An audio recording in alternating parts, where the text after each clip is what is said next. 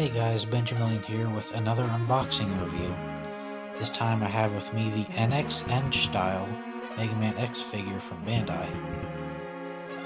So, this happened to be another figure that I bought from Amazon not too long ago. This one wasn't from Japan, however, but it does have pretty much the same kind of Japan kind of features to it, as there were two different versions of the figure. I've heard that the American version looks a little bit more detailed. So, with that said, let's get on with the review.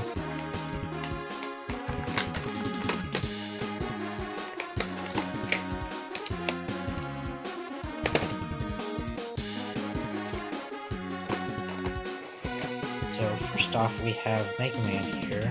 You can pose him just about almost everywhere. He's pretty finely articulated. You can move his arms,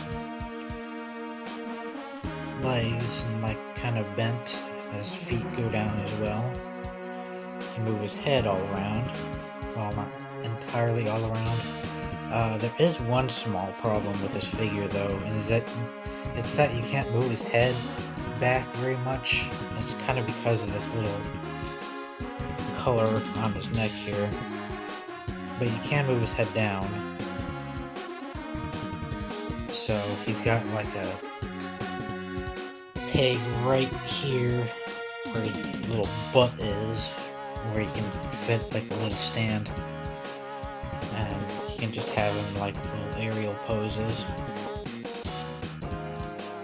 And here's what the stand looks like.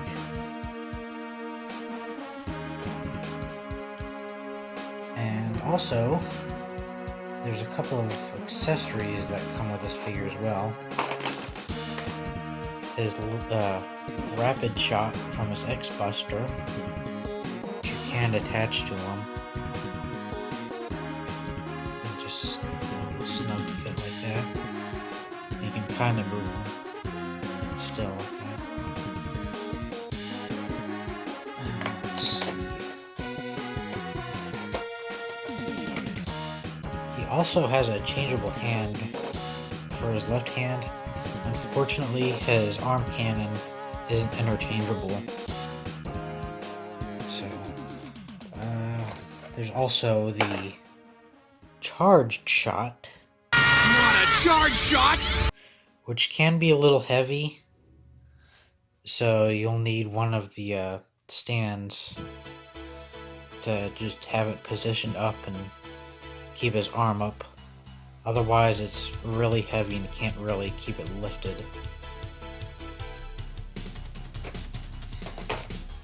And lastly, as an accessory, if I can just get it out, there's a little dash accessory if you have him like his usual dashing pose. It's kind of hard to do with this figure though, because it's kind of hard to bend him back to do like the pose.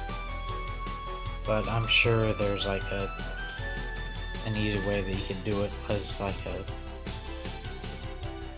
not like an accurate representation of how he's supposed to look when he's dashing, but I'm pretty sure you can make something work. But with that, it's otherwise a pretty simple figure. Like I said, he can kind of pose his arms sort of back, and his little shoulder joints can also be moved up and down. So he's got some pretty neat detailing here. There's like these neat little lines like around like the body to make it look like he's kind of a machine, like he's supposed to, but he normally doesn't have like that kind of detailing like in his model. Speaking of which, he is a bit chibi-fied here, so I kind of like that too, because it looks more like his old Super Nintendo design when he was still kind of shorter and not as tall as he is now. So that was kind of a neat touch. Also, it's kind of hard to see this camera, but inside of like the little red jewel here, there's like a little X, and that was like a really nice attention to detail there. So I don't really have much else to say about the figure. It is neat that it comes with like a little stand that you can pose him in different ways.